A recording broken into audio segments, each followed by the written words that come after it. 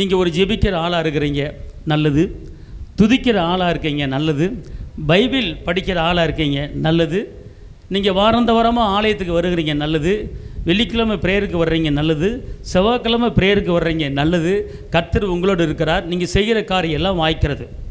ஆனால் தேவனுடைய வார்த்தை நம்மளுக்கு என்ன சொல்லுகிறார் என்று கேட்டால், கேட்கிற எவனும் பெற்றுக்கொள்வான், தேடுகிற எவனும் கண்டடைவான்.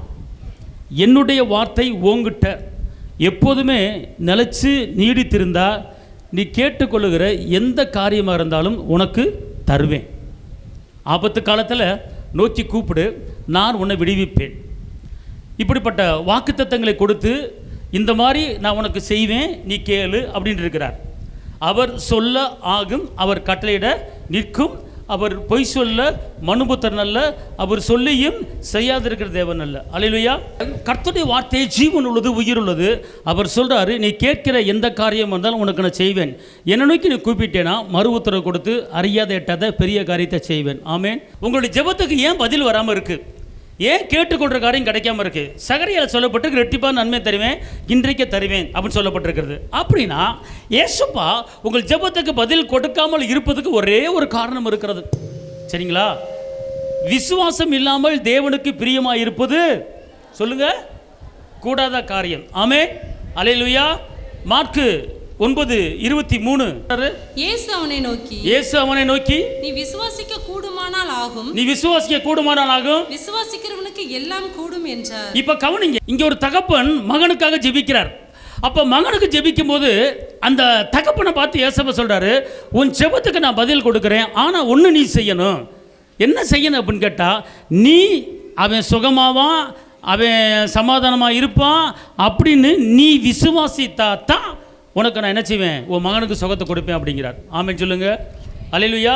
இங்கே இயேசப்பா தன் வாய் திறந்து சொல்றாரு, நீ விசுவாசித்தால் உனக்கு என்ன செய்யும், உன் மகனுக்கு சுகம் கிடைக்கும் அப்படிங்கிறார். நல்லா தெரிஞ்சுக்கொள்ளுங்க. இன்னைக்கு நிறைய பேர் என்ன செய்கிறோம், ஜெபிக்கிறோம், ஆனால் ஜெபத்தோடு கூட விசுவாசத்தை சேர்க்கிறது கிடையாது. ஜெபமும் விசுவாசமும் ஒன்றா இருந்துச்சுன்னா உங்கள் ஜெபத்துக்கு உடனே பதில் கிடைக்கும். ஏசப்பா அவனுக்கு சொல்லி கொடுக்குறாரு, அவன் சிறு வயது முதல் அவன் பிசாசு பிடிச்சி செவிட்டு ஆவியோட ஊமையான ஆவியோட வளர்ந்துருக்கிறான்.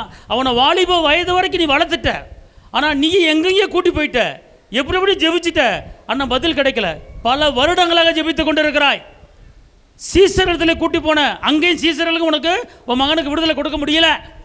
ஆனால் இப்போது நீ என்கிட்ட வந்திருக்கிற, உங்கள்கிட்ட இருக்கிற ஒரு குறை ஒன்று இருக்குது, அந்த குறையை நீ சரி பண்ணு, நான் உன் மகனுக்கு சுகத்தை கொடுக்குறேன் அப்படிங்கிறார். அது என்ன குறை அப்படின்னு கேட்டால், அவன் விண்ணப்பத்தை வச்சு முடித்த உடனே இயேசுவா சொல்கிறாரு, நீ விசுவாசிக்க கூடுமானால் அப்படிங்கிறார்.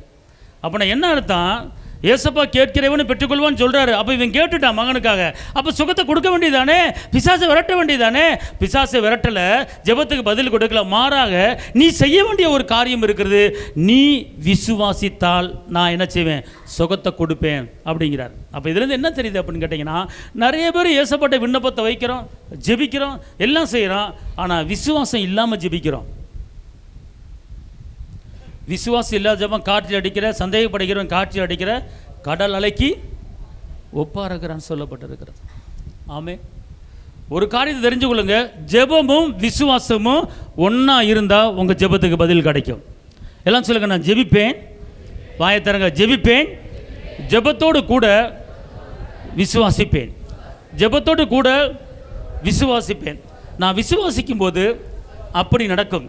இங்கே இருங்க, உலகத்திலேயே ஒரு காரியம் விசுவாசம், அதாவது விசுவாசமே உலகத்தை ஜெயிக்க முடியும்.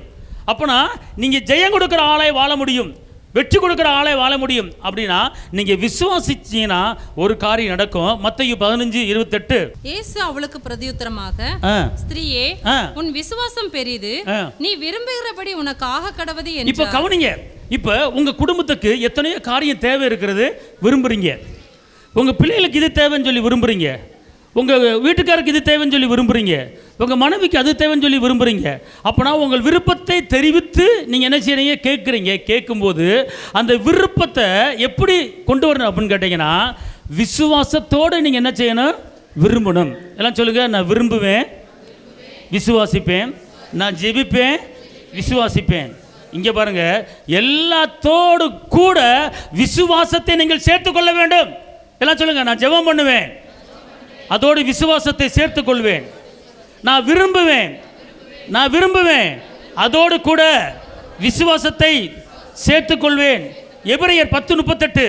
விசுவாசத்தினாலே நீதிமான் பிழைப்பான், பின்வாங்கி போவான், ஆனால் அவன் மேல் என் ஆத்துமா பிரியமாய் இராது என்கிறார். அல்லேலூயா. அதாவது இங்க இருங்க, நீதிமான் எப்படி? இங்க இருங்க, எல்லாம் சொல்லுங்க, நீங்க நீதிமானா இல்லையா? சொல்லுங்க, நீங்க நீதிமானா இல்லையா? அறிக்கை பண்ணுங்க, நான் நீதிமான். எப்படி நீதிமானா மாறினீங்க? எல்லாம் சொல்லுங்க, இயேசுவின் இரத்தத்தாலே நான் நீதிமானாய் மாறி இருக்கிறேன். அப்படின்னா நீங்க இயேசு உங்களை நீதிமானா ரத்த சிந்தி மாற்றிட்டாரு. அதை நீங்கள் என்ன செய்யணும்? விசுவாசிக்கணும். நான் ஒன்றுமில்ல, நான் குப்பை, நான் பாவி, நான் பாவப்பட்டவன், நான் மோசமானவன், நான் அநியாயக்காரன், நான் அட்டுழியக்காரன் அப்படின்னு சொன்னீங்கன்னா நீங்கள் நீதிமான் கிடையாது. அப்போ நீங்கள் நீதிமான் என்பதை குறித்து விசுவாசமாக இருக்கணும். ஒரு காலத்தில் பாவம் பண்ணோம், ஒரு காலத்தில் தேவனுக்கு விரோதமான காரியங்களை செஞ்சோம்.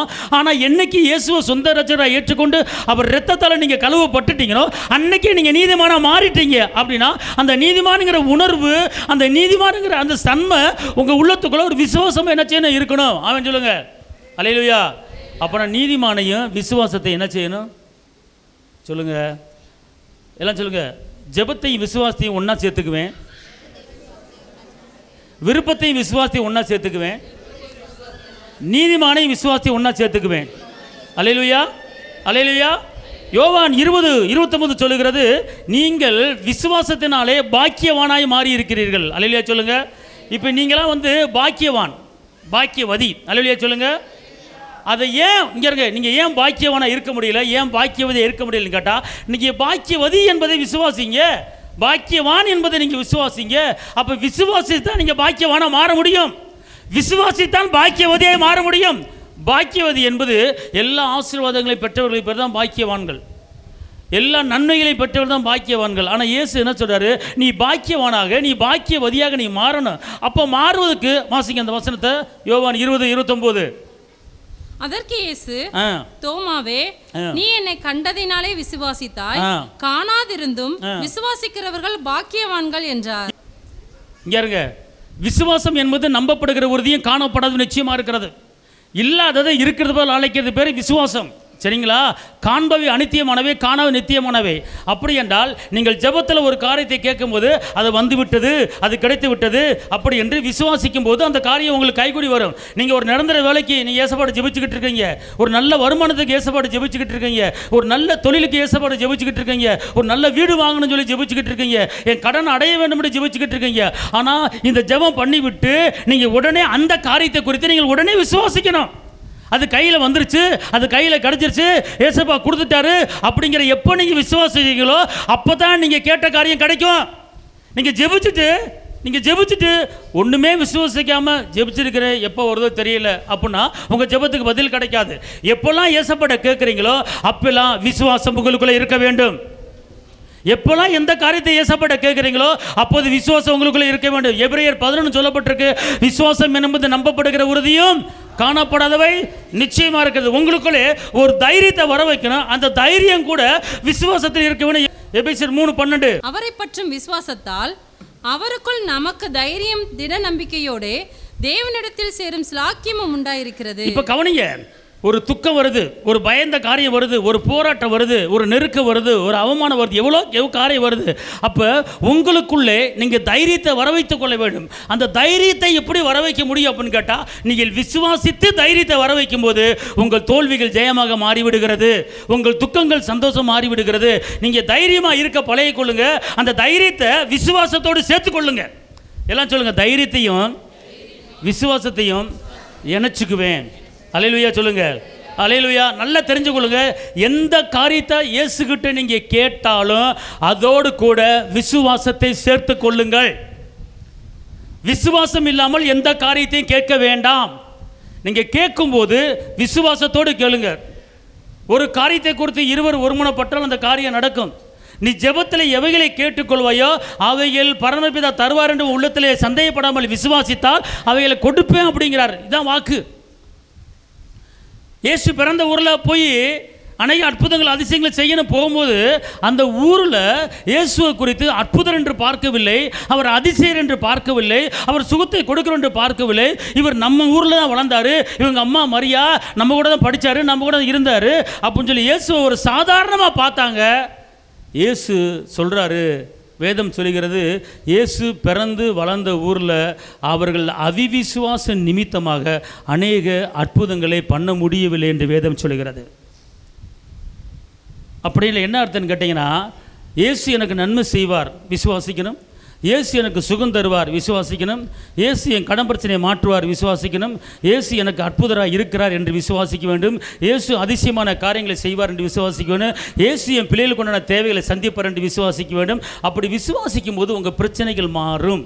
இப்போ ஒரு வசனத்தை வாசிங்க, 1 பேதுரு 2:6. அந்தபடியே இதோ தெரிந்து கொள்ளப்பட்டதும் விலையேற பெற்றதுமாய் இருக்கிற மூளைக்கல்லை சியோனில் வைக்கிறேன், அதன் மேல் விசுவாசமாய் இருக்கிறவன் வெட்கப்படுவதில்லை என்று வேதத்திலே சொல்லி இருக்கிறது. எல்லாம் சொல்லுங்க, இயேசுவே இயேசுவே எனக்கு விரோதமாய் உருவாக்கப்படுகிற, வெட்கப்படுத்துகிற, அவமானப்படுத்துகிற, எனக்கு கேவலப்படுத்துகிற, தலகுனிய வைக்கிற எந்த காரியம் என்னை தேடி வந்தாலும் என்னை, என் குடும்பத்தை தொட முடியாது. நான் எந்த காரியத்திலும் நான் வெட்கப்பட்டு போக மாட்டேன். இயேசு எனக்காக நிந்திக்கப்பட்டு அவமானப்பட்டு வெட்கப்பட்டு போயிட்டாரு. அதனால் நான் வெட்கப்பட்டு போக மாட்டேன் என்று நான் இயேசுவின் நாமத்தில் நான் விசுவாசித்து நான் வாயை திறந்து பேசுகிறேன். கைத்தட்ட போகு. நீங்கள் வெட்கப்பட்டு போக மாட்டேன்னு சொல்லி விசுவாசித்தீங்கன்னா வெட்கப்பட்டு போக மாட்டீங்க.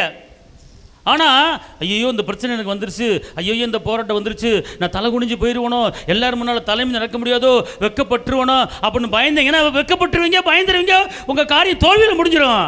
ஆனால் நீங்கள் என்ன செய்யணும், இயேசு எனக்காக வெட்கப்படுத்திட்டாரு, நான் வெட்கப்பட்டு போக மாட்டேங்கிற அந்த விசுவாசம் உங்களுக்குள்ள இருந்தால் உங்கள் பக்கத்தில் வந்த வெட்கமும் நிந்தையும் அவமானமும் உங்களை விட்டு ஓடி போயிடும். ஒரு அல்லேலூயா சொல்லுங்க, அல்லேலூயா, அல்லேலூயா சொல்லுங்க. அப்போ நல்லா தெரிஞ்சுக்கொள்ளுங்க, இங்கே இருங்க, எல்லா காரியத்துக்குமே விசுவாசம் இருக்கணும். யோவான் 11:40, யோவான் 11:40. இயேசு அவளை நோக்கி நீ விசுவாசித்தால் தேவனுடைய மகிமையை காண்பாய் என்று நான் உனக்கு சொல்லவில்லையா? இங்க பாருங்க, நல்லா தெரிஞ்சுக்கொள்ளுங்க, இங்க இருங்க, தேவனுடைய பிரசன்னத்தை பார்ப்பதற்கும் தேவனுடைய மகிமையை உணர்வதற்கும் தேவனுடைய வல்லமையை நீங்கள் உங்கள் உடம்புக்குள்ள, உங்கள் ஆவியில், உங்கள் ஆத்மாவில் பெற்றுக்கொள்வதற்கும் விசுவாசம் இருந்தால் தான் நீங்கள் அதை பெற்றுக்கொள்ள முடியும். எனக்கு தேவ பிரச்சனமே கிடைக்கல, தேவ ஆவியினர் எனக்குள்ள இறங்கலை, நான் தேவ மகிமை பெற்றுக்கொள்ள முடியல, நான் எத்தனை தடவை ஆராதிக்கிறேன், எத்தனை தடவை துதிக்கிறேன், ஆனால் தேவ பிரச்சனை என்ன மூடவில்லையே, இருந்து மன்னமாக தான் இருக்கிறேன், தேவனுடைய பிரச்சனை நான் தொட முடியவில்லையே, அதை உணர முடியவில்லையே என்று நீங்கள் கலங்குறீங்களா? நீங்கள் என்ன செய்யணும், அதை கூட தேவ மகிமையை பெற்றுக்கொள்ள கூட நீங்கள் என்ன செய்யணும், விசுவாசிக்கணும். எல்லாம் சொல்லுங்கள், தேவ மகிமையை பெற்றுக்கொள்வேன், அபிஷேகத்தை பெற்றுக்கொள்வேன், ஆவியில் அனலாக மாறுவேன், நான் விசுவாசிக்கிறேன். அல்லேலூயா. அப்போ நான் விசுவாசம் விசுவாசம் விசுவாசம் அப்படின்னு சொல்கிறது பெரிய காரியம் கிடையாது. அந்த விசுவாசத்தை கிரியையில் நீங்கள் காட்டணும், அந்த விசுவாசத்தை கிரியையில் காட்டணும், அதுக்கு பேர் தான் விசுவாசம்.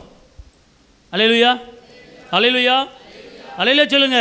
அப்போ கிரியையில் காட்டின என்ன அர்த்தம் அப்படின்னு கேட்டிங்கன்னா, பைபிள் என்ன சொல்லுகிறது, இல்லாததை இருக்கிறது போல் நீ பார்த்தீங்கன்னா விசுவாசம், காண்பவை அனித்தியம், காணாதவை நித்தியம். அப்படின்னா நீங்கள் ஏசப்பாட்ட கேட்ட காரியம் உங்ககிட்ட இல்லை, ஏசப்பாட்ட நீங்கள் கேட்ட காரியம் உங்ககிட்ட இல்லை, ஆனால் அந்த இல்லைங்கிற காரியத்தை இருக்கிற மாதிரி பார்த்து ஜெபிக்கணும், அதுக்கு பேர் தான் விசுவாசம். அல்லேலூயா சொல்லுங்க, எல்லாம் சொல்லுங்க. இல்லாத காரியத்தை நான் ஏசப்பாட்ட எந்த காரியத்தை கேட்டனோ அது இருக்கிற மாதிரி நான் பார்ப்பேன். ரைட்டு. இப்போ நான் உங்களை ஜெபிக்க சொன்னேன், நீ என்னதுக்கு ஜெபிச்ச பாப்பா? ஜெபிக்க சொன்னேன், ஆராதனை முடிஞ்ச உடனே எந்த காரியத்துக்கு ஜெபிச்ச? டீச்சர் வேலை கிடைக்கணும். Right, okay. இப்போ இந்த பிள்ளை என்ன பண்ணிருக்கு, டீச்சர் வேலை கிடைக்குன்னு சொல்லி ஜெபிச்சிருக்கு. அப்போ இந்த ஜெபத்தோட விசுவாசத்தோட கூட்டுனியா? அப்போ எப்படி கூட்டின? என்னோட வில்லங்கத்தில் மாற்றுறேன்னு பார்க்குறியா? கவனி சொல்லித்தரேன். அதாவது விசுவாசத்தோட ஜெபத்தை கூட்டணும். இப்போ நீ என்ன பண்ண, டீச்சர் வேலை வேணும்னு கேட்ட, ஆமாம் தானே? அப்போ வெறும் டீச்சர் வேலை மட்டும் கேட்டுட்ட, ஆனால் அதில் விசுவாசம் உள்ள என்ன செய்யணும், இணைக்கணும். இணைக்கிறது என்ன அப்படின்னு கேட்டால், வேதம் சொல்லுகிறது எபிரேயர் 11, விசுவாசம் என்பது நம்பப்படுகிற உறுதியும் காணப்பட்டுச்சு. அப்போ என்ன பண்ணு கேட்டால், ஒரு டீச்சர் எப்படி இருப்பாங்க, என்னை பாருக்கண்ணு, டீச்சர் எப்படி இருப்பாங்க, டீச்சரை கேட்டுட்டு டீச்சர் ஆகணும் ஜெபிச்சுட்டு எனக்கான கம்முன்னு படுத்துக்க கூடாது. நீ டீச்சரை மாறி டீச்சர் மாதிரி பேசி டீச்சர் மாதிரி சொல்லி, இங்கே இருங்களேன், நான் பிஸ்னஸ் பண்ணிட்டு ஒரு வேலைக்கு குஜராத்துக்கு போயிட்டேன். ஒரு இடத்துல வேலை பார்த்துக்கிட்டு இருந்தேன். வேலை ஆண்டவர் அழைக்கிறாரு. இப்போ நம்ம எப்படி பிரசங்கம் பண்ணுறது, பிரசங்கம் பண்ண தெரியாதே, ஒன்றும் தெரியாது, பிரசங்கம் எப்படி பண்ணுறது அப்படின்னு சொல்லிட்டு அப்படி இருப்பேன். நான் என்ன பண்ணுவேன், டக்குன்னு ரூம்பை பூட்டிக்கிட்டு டக்குன்னு நின்றுக்கிட்டு, கர்த்தர் உங்களோடு இருக்கிறார், பயப்பட வேணாம்னு சொல்லி நான் ஒரு ஆளாக இருந்து பிரசங்கம் பண்ணியிருக்கேன். நான் ஒரு ஆளாக இருந்து பிரசங்கம் பண்ணி வீட்டுக்குள்ள ரூம்பை பூட்டிக்கிட்டு ஒரு ஆளாக இருந்து பிரசங்கம் பண்ணிவிட்டு அப்படியே ஒரு 10 பேர் உட்காந்துருக்கிற மாதிரி பார்த்துக்கிட்டே பிரசங்கம் பண்ணேன். அது ஜெபம் பண்ணேன், விசுவாசித்தேன், அது நடந்து விட்டது. ஆமென். இதுக்கு பேர் தான் எல்லாம் சொல்லுங்க, ஜெபிப்பேன், விசுவாசிப்பேன், ஜெபிப்பேன். அப்போ எந்த வேலைக்கு நீங்கள் ஜெபிக்கிறீங்களோ அந்த வேலையை முன்னாடி கொண்டு வந்துடணும். ஹலோ, புரியுதா? உங்கள் மகன் என்ன வேலைக்கு நீங்கள் ஜெபிக்க போகிறீங்க, அந்த மகனுக்கு அந்த வேலையை கொண்டு வந்துருங்க முன்னாடி. அந்த வேலையில் இருக்கிற மாதிரியே பாருங்கள். ஆமென் சொல்லுங்க. அல்லேலூயா, அல்லேலூயா சொல்லுங்க. வசனம் வந்து பொய்யாகாது, நல்லா தெரிஞ்சுக்கொள்ளுங்க. ஆபகம் 2:3, ஆபகம் 2:3, குறித்த காலத்துக்கு தரிசனங்கள் வைக்கப்பட்டிருக்கிறது, பொய் சொல்லாது, கண்டிப்பாக நிறைவேறும், தாமதித்தாலும் காத்திரு. ஆபகம் 2:3. ஆபகம் 2:2 சொல்லுது, உன் தரிசனத்தை கடந்தோடுகிறவன் வாசிக்கும்படி தீர்க்கமாக வர, உன் தரிசனத்தை கடந்தோடுகிறவன் வாசிக்கும்படி தீர்க்கமாக எழுத. வார்த்தை பைபிள் படிக்கிறது பெரிய காரியம் கிடையாது, அதை செஞ்சு காட்டணும். அதை செஞ்சு காட்டும் போது அது கிரியில நீங்கள் காட்டணும். அப்போது அது உங்களுக்கு என்ன செய்யும், நடக்கும். வசனம் இருக்கா இல்லையா? ஆபகம் 2:2, கடந்தோடுகிற வாசி. உன் பிள்ளையை குறித்து என்ன சித்தம் வச்சிருக்கிற, உன் பிள்ளையை குறித்து என்ன திட்டம் வச்சிருக்கிற, அதை அப்படியே கற்பனை பண்ணுங்க. டாக்டர் அவன் பிள்ளை, டாக்டர்லாம் படிக்க வைக்க வசதி இல்லை அப்படின்னு சொல்லுவாங்க. நீ நீ சிந்தி போதும், நினைங்க, சிந்திங்க, கற்பனை பண்ணுங்க, வேற ஒன்றும் கிடையாது, எல்லாம் அவர் பார்த்துக்கொள்வார். ஆமென் சொல்லுங்க. அல்லேலூயா சொல்லுங்க. அல்லேலூயா. நீங்கள் எந்த காரியத்தை எடுத்தாலுமே அந்த காரியத்தோட விசுவாசத்தை சேர்த்துக்கொள்ள வேண்டும். விசுவாசம் என்றால் என்ன அப்படின்னு கேட்டால், இல்லாதது இருக்கிறது போல் பார்த்து பார்த்து பார்த்து ஜெபிக்கணும். இன்னும் என்ன முறை, டீச்சர் தான் உனக்கு, உன் தலையெழுத்து டீச்சர் தான், ரைட், ஓகே. அப்போ டீச்சராகவே என்ன செய்ய, கற்பனை பண்ணு. என்ன பண்ணி வீட்டில் போய் ஒரு போர்டை போட்டு டீச்சர் அப்படின்னு எழுதிரு, சொல்லி முடிஞ்சு போ. இப்போ உன்னை வீட்டில் வந்து டீச்சர்னு கூப்பிட வச்சிரு, கண்டிப்பாக டீச்சரை மாதிரி வேலை உன்னை தேடி வந்துடும். இதே மாதிரி நீங்கள் என்னென்ன காரியத்தை நீங்கள் செய்கிறீங்களோ, உங்கள் மகனை குறித்து உங்கள் மகளை குறித்து என்னென்ன காரியம் பேசுகிறீங்களோ அது அப்படியே உங்களுக்கு நடக்க அன்பார்ந்தவர்களே. அதான் கிரியையில் காட்டுறது, அதான் கிரியையில் காட்டுறது. கிரியையில் என்ன செய்ய காட்டணும். நீங்கள் நான் விசுவாசிக்கிறேன்னு சொல்கிறது பெரிய காரியம் கிடையாது, ஜெபிக்கிறேன்னு சொல்கிறது பெரிய காரியம் கிடையாது, நான் அந்த சபையை நேசிக்கிறேன் அப்படின்னு சொல்கிறது பெரிய காரியம் கிடையாது. அதை நீங்கள் நேசிக்கணும். நான் இந்த சபை விசுவாசி, இந்த சபையில் தூணாக இருக்கிறேன் அப்படின்னு சொல்கிறது பெரிய காரியம் கிடையாது. அந்த சபையை நேசிக்கணும், இந்த சபைக்கு உண்டான காரியத்தில் ஈடுபடணும்.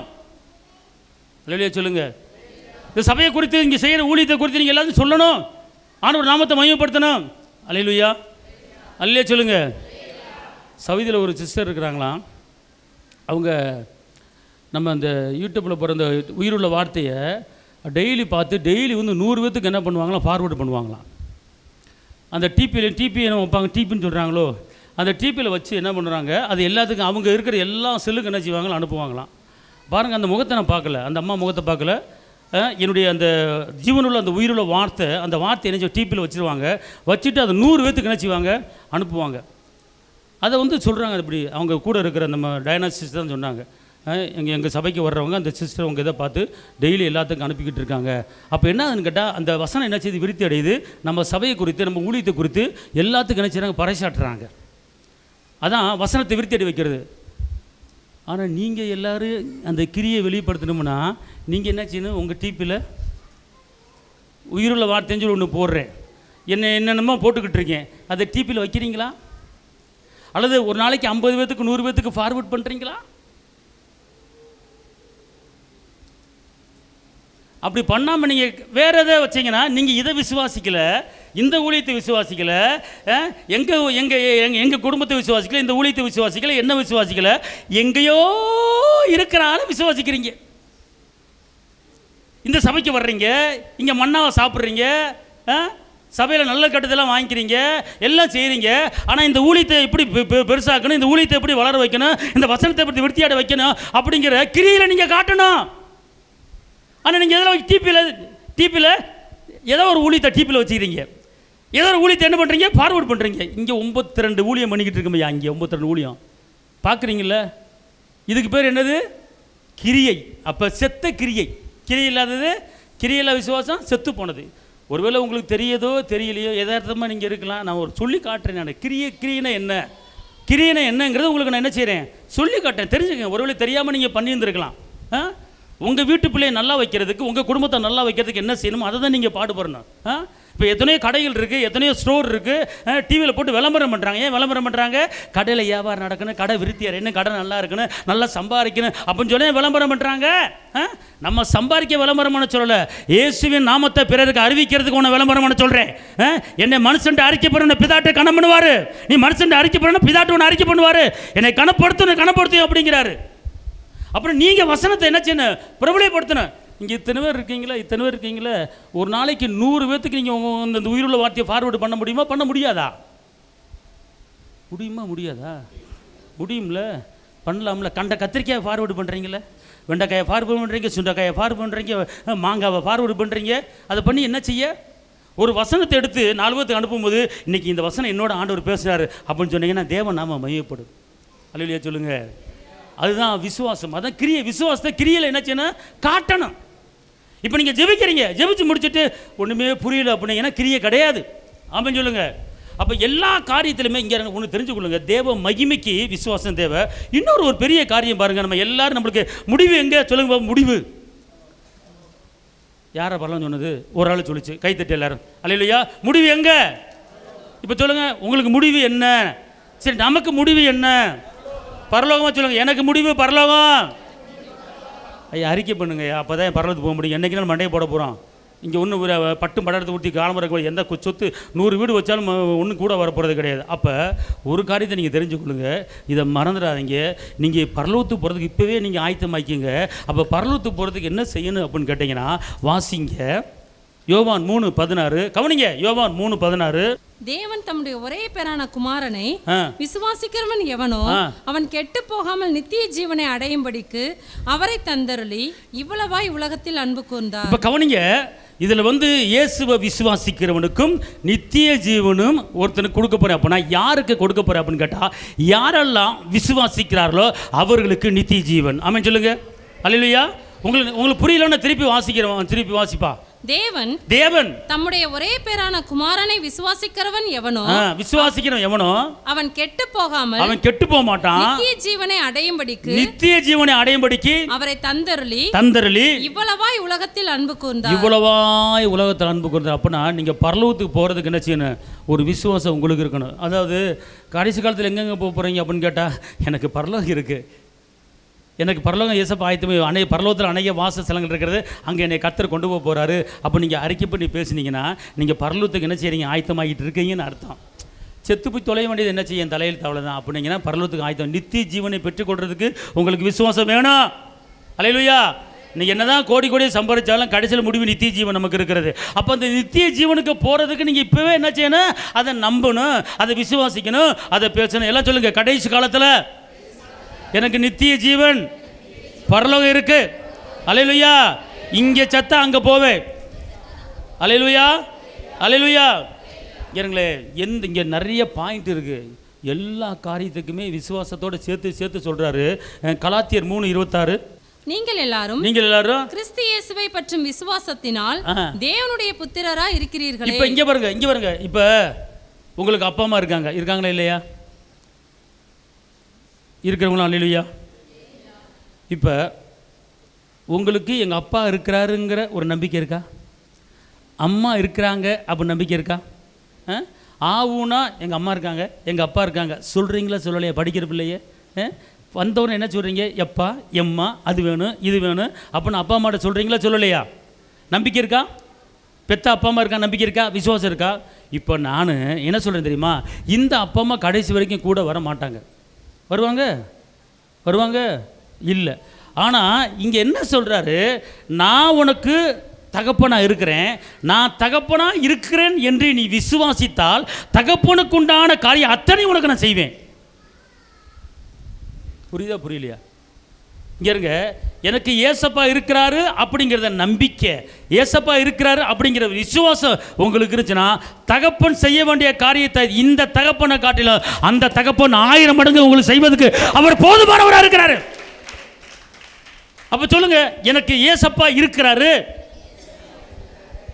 யெகோவா ஈரே, அவர் எல்லாம் பார்த்து கொள்வார். சொல்லுங்க, அவரை ஏற்றுக்கொண்டபடியால் அவர் எனக்கு தகப்பனாக இருக்கிறார். அவர் எனக்கு அப்பா பிதாவே என்று கூப்பிட பண்ணுகிற புத்திர சுவீகாரத்தின் ஆவியை எனக்கு கொடுத்திருக்கிறார். இப்போ அவர் என்ன சொல்லிட்டார்? இந்த வசனம் என்ன சொல்லுது? அப்பா பிதாவே என்று. ஏசப்பாவை நீ அப்பான்னு கூப்பிட சொல்லிட்டாரா சொல்லலையே? இந்த வசனம் என்ன சொல்லுது? மேலும் நீங்கள் புத்திரராய் இருக்கிறபடி, நீங்கள் பிள்ளையாய் இருக்கிறபடியால் அப்பா பிதாவே என்று கூப்பிடத்தக்கதாக தேவன் தமது குமாரனுடைய ஆவியை உங்கள் இருதயங்களில் அனுப்பி. இப்போ உங்க இருதயத்தில் என்ன ஆவி இருக்கு சொல்லுங்கம்மா. இப்போ உங்களுக்கு அப்பா யாரு? எல்லாம் சொல்லுங்க, ஏசப்பா. கத்துங்க, ஏசப்பா ஏசப்பா. கத்திட்டீங்களா? இப்போ ஏசப்பா எனக்கு உண்டான எல்லா தேவைகளையும் சந்திக்கப்பா. சொல்லுங்க பாப்போம், இன்னும் கத்து சத்தமா சொல்லுங்க. நான் செத்து போன ஆவியை பெறல, அப்பா பிதாவே என்று கூப்பிட பண்ணுகிற புத்திர சுவீகாரத்தின் ஆவியை நான் பெற்றிருக்கிறேன். அதனால உங்களை அப்பான்னு கூப்பிடுறதுக்கு எனக்கு ரைட் இருக்கு, உங்களை அப்பான்னு கூப்பிடுறதுக்கு எனக்கு பவர் இருக்கு. அதனால நான் கேட்பதுக்கு ரைட் இருக்கு, நீங்க கொடுப்பதுக்கு ரைட் இருக்கு. அதனால எனக்கு என் வீட்டுக்கு, என் குடும்பத்துக்கு, என் பிள்ளைக்கு நான் கையிட்டு செய்கிற எல்லா காரியத்துக்கும் என்ன தேவை என்பது உங்களுக்கு தெரியும். அந்த தேவைகள் எனக்கு நாளைக்கு வேணும், நாளைக்கு வேணும். அப்பா அப்பா அப்பா ஏசப்பா ஏசப்பா. வெறும் அப்பான்னு கூப்பிடாத, ஏசப்பான்னு கூப்பிடு. ஏசப்பா, குறையில்லாத வாழ்க்கை வாழணும். என் குடும்பத்துக்கு உண்டான எல்லா தேவைகளையும் சந்திங்கப்பா, தாங்கப்பா. அப்பா பிதாவே, அன்பான தேவா, அருமை இரட்சகரே, ஆவியானவரே, எங்கள் அப்பா பிதாவே.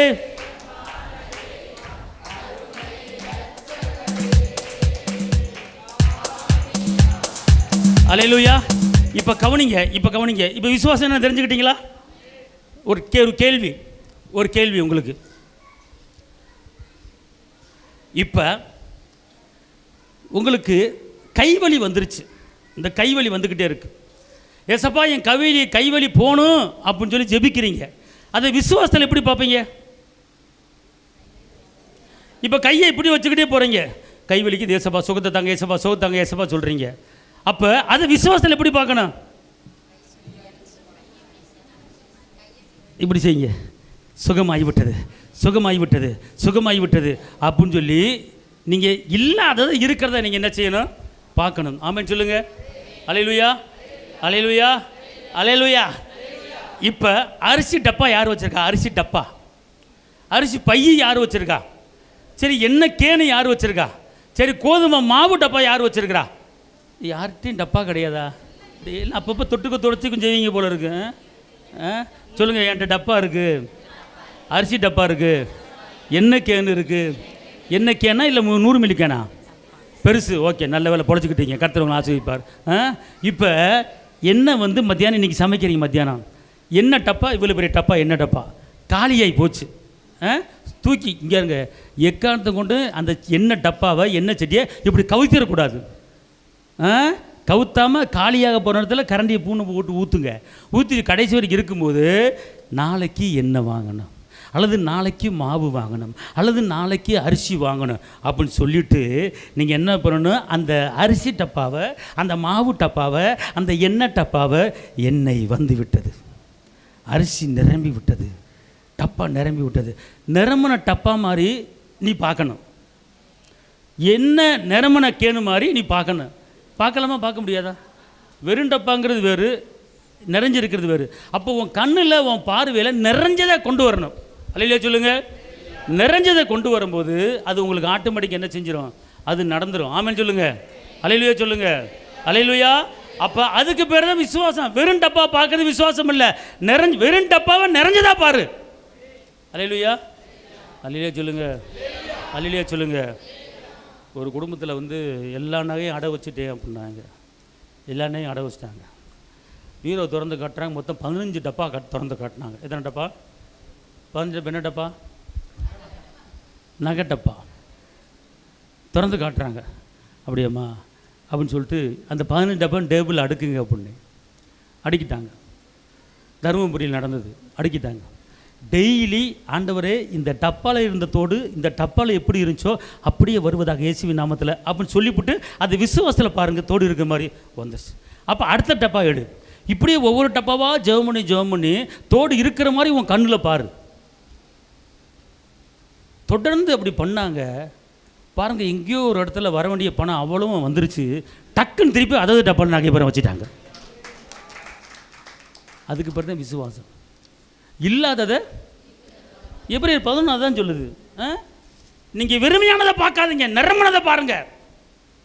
அல்லேலூயா. இந்த ஓரத்தில் ஒரு வேப்ப மரம் இருந்துச்சு. என்னன்னு தெரியல, திடீர்னு பட்டு போச்சு. பார்த்தேன். டெய்லி அதை பார்க்குற மாதிரி வருது. லைட் ஆஃப் பண்ண வரும்போது டெய்லி இந்த மரத்தை பார்க்குற மாதிரி கண்ணில் முத பட்டு போனதை பார்க்குறது. வெட்டி தள்ளுற அப்படின்னு வெட்டி தெரியாச்சு. அல்லேலூயா. நிறைஞ்சதை பார்க்கணும் கண்ணில் முத காலையில். ஆமென் சொல்லுங்க. அல்லேலூயா சொல்லுங்க. பட்டு போனது, நொந்து போனது, வெந்து போனது, அந்து போனது, வெறுமையானது, இதெல்லாம் உங்கள் கண்ணில் முத பார்க்கக்கூடாது. தேவனுடைய வாக்கு தத்தங்களை என்ன சொல்லுது அதைத்தான் பார்க்கணும். ஆமென் சொல்லுங்க. அல்லேலூயா. அல்லேலூயா. அப்போ எல்லாமே எதில் அடங்கியிருக்கு அப்படின்னு கேட்டால் விசுவாசத்தில் அடங்கியிருக்கிறது. நல்லா தெரிஞ்சு கொள்ளுங்க. அப்போ காணப்படாத நிச்சயமான எபிரேயர் 11:1-2 இங்கே இருங்க. அதாவது நல்லா தெரியுங்க. விசுவாசத்தில் வராத யாவும் பாவம். ரோமர் 14:23. நீங்கள் எந்த காரியத்தை நீங்கள் விசுவாசிக்காமல் இருந்தீங்களோ அது உங்களுக்கு பாவம் ஆயிரும். ரோமர் 14:23. விசுவாசத்தில் வராத யாவும் பாவம். அப்போ நான் ஜெபிக்கிறது பெரிய காரியம் கிடையாது. விசுவாசிக்கணும். நீ விசுவாசிக்காமல் ஜெபிச்சா நீ பாவம் பண்ணுறன்னு அர்த்தம். நீ ஜெபிக்கிறேன் சொல்லிக்கிட்டு இருக்க. அந்த ஜெபிச்ச காரத்தை விசுவாசிக்கணும். அப்படி விசுவாசிக்காமல் இருந்தால் பாவம் என்றன்னு அர்த்தம். ரோமர் 14:23. எந்த காரியத்தை கேட்குறீங்க அது விசுவாசிங்க. அப்படி விசுவாசிக்காமல் நீங்கள் ஜெபிச்சீங்கன்னா உங்களுக்கு பாவம். வேதத்தை கேளாத ஜெபத்தை அருவருக்கிறேன். நீங்கள் பிள்ளையை குறித்து கேட்டாலும், எதிர்காலத்தை குறித்து கேட்டாலும், வேலையை குறித்து கேட்டாலும், படிப்பு குறித்து கேட்டாலும், பணத்தை குறித்து கேட்டாலும், எந்த காரியத்தை குறித்து கேட்டாலும் அது இல்லாததை கேட்குறீங்க. இருக்கிற மாதிரி பார்த்து ஜெபித்து பாருங்க, அது உங்களை தேடி வந்துடும். ஆமென் சொல்லுங்க. இது வந்து பெரிய காரியம் கிடையாது. நம்ம ஆபிரகாம் தாத்தா என்ன சொல்லியிருக்கார்? ரோமர் 4:18. உன் சந்ததி இவ்வளவா இருக்கும் என்று சொல்லப்பட்டபடியே தான் அநேக ஜாதிகளுக்கு தகப்பனாவதை நம்புகிறதற்கு ஏதுவில்லாதிருந்தும் அதை நம்பிக்கையோட விசுவாசித்தான். இங்கே இருங்க, எல்லாம் கொஞ்சம் நிமிருங்க. இந்த வசனம் என்ன சொல்லுது தெரியுமா? ஆபிரகாமுக்கு கர்த்தர் சொன்னார், உன் சந்ததியை கடக்கிற மன்னனை போல வானத்தின் நட்சத்திரங்களை பெருகு பண்ணி வந்துட்டார். ஆனால் சூழ்நிலை என்ன தெரியுமா? கற்பம் செத்து போச்சு. குழந்தை உண்டாருக்கு வழி இல்லை. இவருக்கு வயசு 100. என்னது? அந்த அம்மாவுக்கு வயசு எவ்வளவு? 90. எல்லாம் சொல்லுங்கள். 90, 100. நீ குழந்தைய பெற்றுக்க முடியாது. ஆனால் இங்கே ஆபிரகாம் என்ன சொல்கிறாருன்னா, இங்கே இருங்களேன், இதில் தான் ஆபிரகாமை பாராட்டணும்.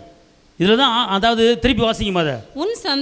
உன் சந்ததி இவ்வளவா இருக்கும் என்று சொல்லப்பட்டபடியே, இவ்வளவா இருக்கும் என்று வாக்குத்தத்தம் சொல்லிட்டாரு. சொல்லப்பட்டபடியே தான் அநேக ஜாதிகளுக்கு தகப்பனாவதை நம்புகிறதற்கு ஏதுவில்லாதிருந்தும், தகப்பனாகிறதுக்கு நம்புறதுக்கு ஒரு வழியும் தெரியல. ஏன்னா வயசு 100, கற்பம் செத்து போச்சு.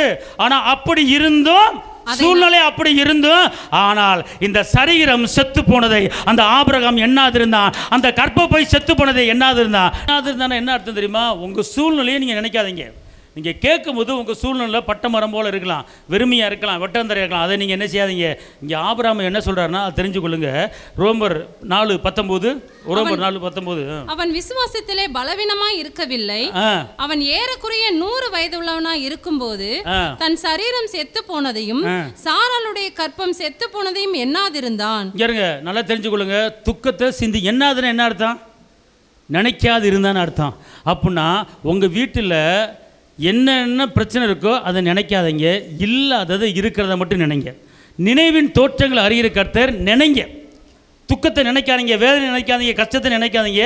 வாக்க ரோமர் 4:12-13 வாக்கை நீங்கள் என்ன செய்யணும்? விசுவாசிக்கணும். அல்லேலூயா சொல்லுங்க. அல்லேலூயா. இங்கே பாருங்கள், நல்லா தெரிஞ்சுக்கொள்ளுங்க. தாவீது இருக்கிறாரு. தாவீது என்ன செய்றாரு? சாப்பாடு கொண்டு அண்ணனுக்கு போகிறாரு. அண்ணனுக்கு கொண்டு போகும்போது அங்கே கோலியாத் தின்றுக்கிட்டு இருக்காரு. என் கூட ஒண்டி கொண்டு சொல்லும்போது சவுல் ராஜா பயந்து போய் நிற்கிறாரு. சவுல் ராணுவம் பயந்து போய் நிற்குது. ஆனால் எல்லாரும் பயப்படுறாங்க, பயமாக இருக்குன்னு சொல்லிக்கிட்டு இருக்கிறாங்க. அப்போ சாப்பாடு கொண்டு போகும்போது அந்த தாவீது என்ன விஷயம்னு கேட்கும்போது, இந்த மாதிரி கோலியாத் நின்று டெய்லி வந்து மோத முடியுமா, சண்டை போட முடியுமா கேட்டுக்கிட்டு இருக்கான். அதனால் என்ன செய்யறதில்லை, ராஜாவே கலங்கி போயிருக்கான்னு சொல்லும்போது அந்த தாவீது சொல்கிறா, அப்படி அந்த கோலியாத்தை கொன்றா எனக்கு என்ன கிடைக்கும்? வார்த்தையை கவனிக்கணும். உடனே ராஜா கேட்குற, நீ சின்ன பிள்ளை இருக்கு, எப்படி சண்டை போடுவ? இதெல்லாம் ஒரு மேட்ரு கிடையாது. நான் வனந்தரத்தில் ஆடு மேய்ச்சிக்கிருந்தேன். ஒரு சிங்கம் வந்துச்சு, சிங்கத்தின் வாயை கிழிச்சேன். ஒரு கரடி வந்துச்சு, கரடி வாயை கிழிச்சேன். எப்படி அந்த கரடி சிங்கத்தை கிழிச்சு போட்டனோ அப்படியே இந்த கோலியாத்தை முறியடிப்பேன், எனக்கு ஜெயம் உண்டு அப்படின்றார். அவர் என்ன வார்த்தை பேசினார்? ஐயோ இந்த கோலியத்தை பார்த்து பயமாக இருக்குன்னு சொன்னாரா? இல்லை. அது மாத்திரமல்ல, எகிப்திலே இஸ்ரேல் மக்கள் 40 வருஷம் கடந்து வந்தாங்க. கடந்து வந்து அந்த எரிகோ கோட்டைக்கிட்ட பக்கத்தில் வந்துட்டாங்க. அப்போ மோசே என்ன செய்ய, ஒரு 10-11 பேரை தேர்ந்தெடுத்து நீ போய் எரிகோ கோட்டையை வேவு பார்த்துட்டு வா, எப்படி இருக்குன்னு பார்த்துட்டு வா அப்படின்னு சொல்லும்போது, அப்போ அவங்க சொல்கிறாங்க, போயிட்டு வந்தவங்க சொல்கிறாங்க, என்ன ஆகுமா 13:28 வாசிங்க. ஆனாலும் அந்த தேசத்திலே குடியிருக்கிற ஜனங்கள் பலவான்கள், பட்டணங்கள் அரணிப்பானவைகளும் மிகவும் பெரியவைகளுமாய் இருக்கிறது. அங்கே ஏனாக்கின் குமாரரை கண்டோம். அமலேக்கியர் தென்புறமான தேசத்தில் குடியிருக்கிறார்கள். ஏத்தியரும் எபூசியரும் எமோரியரும் மலை நாட்டில் குடியிருக்கிறார்கள். கானானியர் கடல் அருகையும் யோர்தான் அண்டையிலும் குடியிருக்கிறார்கள் என்றார்கள். இப்ப கவனிங்க, தேவன் சொல்லித்தான் இங்கே வந்தாங்க. ஆனால் இங்கே வந்து வேவு பார்க்கும் போது இந்த வேவு பார்த்த மனிதர்கள், நம்ம அவன் அப்படிப்பட்டவன் இப்படிப்பட்டவன், அவங்க கூட மோத முடியாது, அவங்க கூட சண்டை போட முடியாது, நம்ம எதுக்கு வந்தேன்னு தெரில அப்படின்னு சொல்லி அவனை குறித்து மேன்மையை பாராட்டுறாங்க. தேவன் சொன்ன வாக்குத்தத்தத்தை மேன்மை பாராட்டலை. ஆனால் ஒருத்தர் சொல்றாரு, 30ஆம் வசனம் என்ன சொல்லுது? 30ஆம் வசனம், அப்பொழுது காலேப் மோசேக்கு முன்பாக ஜனங்களை அமர்த்தி, நாம் உடனே போய் அதை சுதந்திரித்துக் கொள்வோம், நாம் அதை எளிதாய் ஜெயித்துக் கொள்ளலாம் என்றான். இப்ப வார்த்தையை கவனிக்க. அந்த 10 பேர் 11 பேர் என்ன சொல்றாங்க? முடியாதுங்கிறாங்க. இங்க இருங்க, இது கீழே படிச்சு பார்த்தீங்கன்னா, முடியான்னு சொன்னவங்களும் செத்து போயிட்டாங்க. ஆனால் முடியும்னு சொன்னவங்க உயிரோட இருந்தாங்க. பாலும் தேலும் ஓடுகிற கானானுக்குள்ளே பிரவேசித்தாங்க. புரியுதா உங்களுக்கு? இந்த வார்த்தையை கவனிங்க. நீங்கள் அவங்க அப்படிப்பட்டவங்க இப்படிப்பட்டவங்க நம்ம போக முடியாது அப்படிங்கிறாங்க, செத்து போயிட்டாங்க. ஆனால் இங்கே இவர் என்ன சொல்கிறாரு? நம்ம போய் ஜனங்களை அமர்த்தி எளிதாய் சுதந்திரித்துக் கொள்வோம்னு சொன்னாங்க. அவர் பாலுந்தேனோட காணவர்களை போனார், ஜெயத்தை ஏறெடுத்தார்கள். ஆமென் சொல்லுங்கள். இதுதான் நீங்கள் செய்ய வேண்டிய ஒரு காரியம். உங்களுக்கு எதிராக இருக்கிற சில போராட்டங்களை பெருசாக பேசாதீங்க. உங்களுக்கு எதிராக இருக்கிற துன்பத்தையும் உங்களுக்கு எதிராக இருக்கிற பிரச்சனைகளையும், அது அப்படி இருக்க முடியாது, இது இப்படி இருக்க முடியாது, ஒன்றும் செய்ய முடியாது அப்படின்னு சொல்லி அதை பெருசாக நீங்கள் பேசாதீங்க.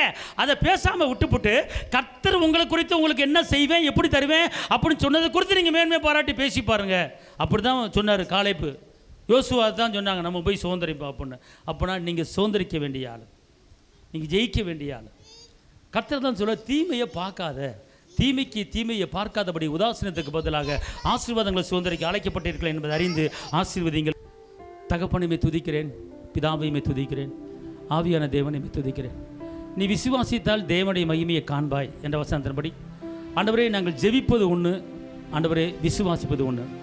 ஜெபத்தோடு விசுவாசத்தை கூட்டிக் கொள்வோம், துதிப்பதோடு விசுவாசத்தை கூட்டிக் கொள்வோம். ரெண்டையும் ஒன்றா சேர்த்து நாங்கள் ஜெபிக்கும் போது, துதிக்கும் போது எங்களுக்கு நீ தருவதற்கு நன்றி தகப்பனே. இந்த நாளிலே இவர்கள் எந்த காரியத்தை கேட்டுக்கொண்டார்களோ அந்த காரியத்தை கொடுக்கப்படுவதற்கு நன்றி. வந்திருக்கிற ஒவ்வொருவரையும் ஆசீர்வதிங்க இயேசுவின் நாமத்தில் பிதாவே, ஆமென்.